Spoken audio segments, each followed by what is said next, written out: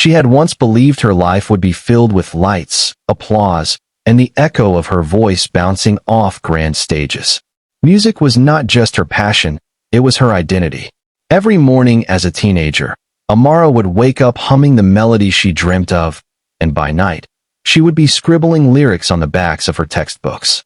Her voice carried a rare softness that pulled people in and wrapped them in comfort.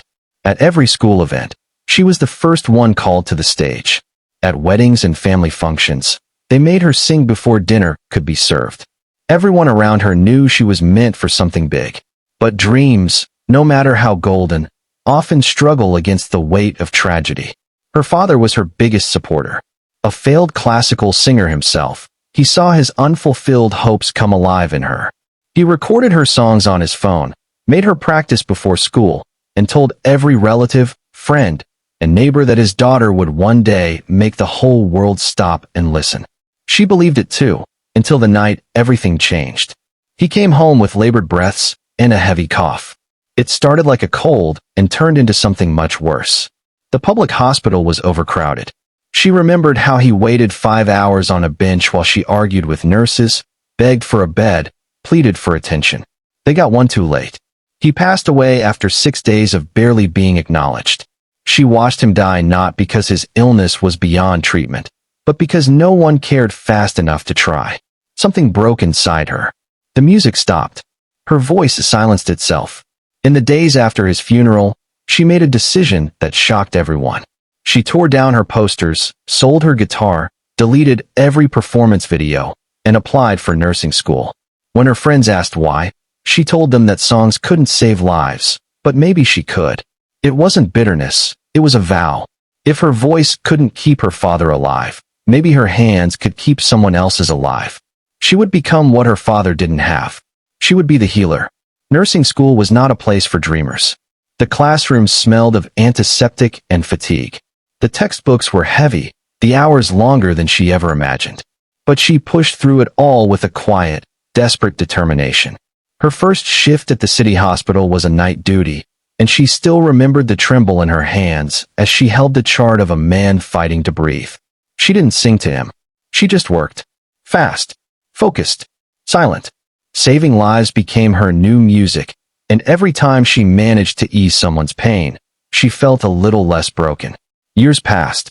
She became known as the nurse who never took leave, who covered for her colleagues when they were tired, who stayed beside patients even when families had left. She never cried at work, even when the young ones didn't make it. She would sit by their beds, hold their hands, and whisper words of comfort. Not lyrics, just soft reassurances. But deep inside, there was a hollow space, a silence she had grown used to living with. She had buried her dreams so deeply that even she had forgotten where it was buried. Then one rainy evening, Samir Khan arrived at the hospital. He had been in a bike accident, nothing too serious, but bad enough to need a few stitches and a night of observation. He had a way of talking that immediately got under people's skin. Charming, sarcastic, with a smile that made people let their guard down.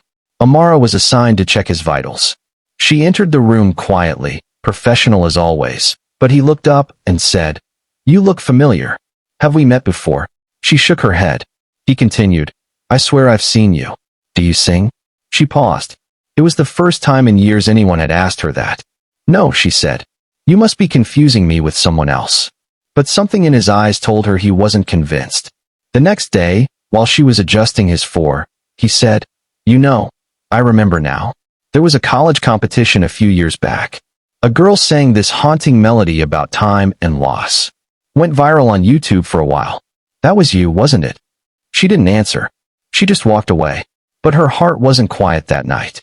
She searched for that video, the one her friend had uploaded long ago. It was still there, buried under newer uploads, but still holding views and comments from strangers who said her voice had moved them to tears. She didn't tell anyone she watched it. Twice. The next evening, as she entered Samir's room, she heard something strange. It was her voice, playing from his phone. That same video. He looked up and smiled.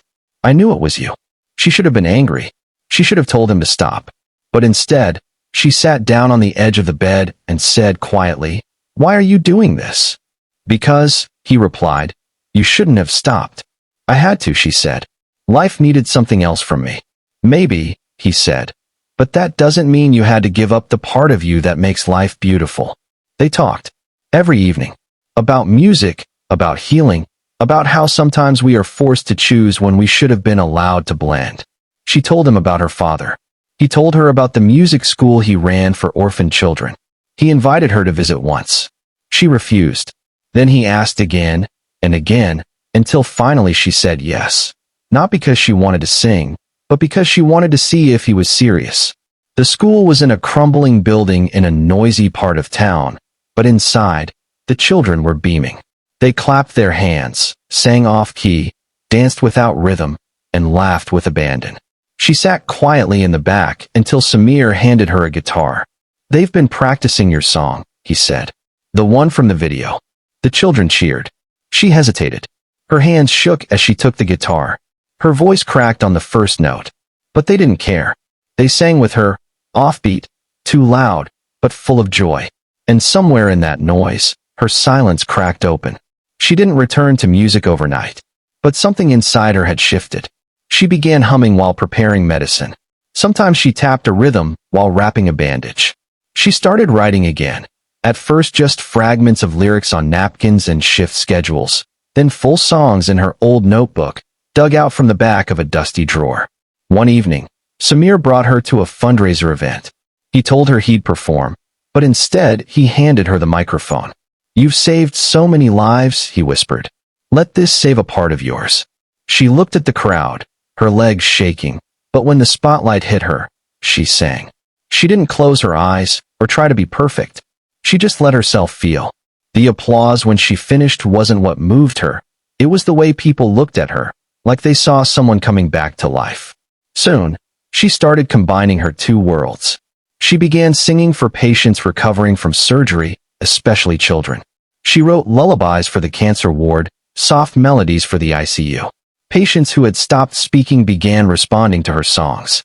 Doctors noticed reduced stress levels in some long-term cases.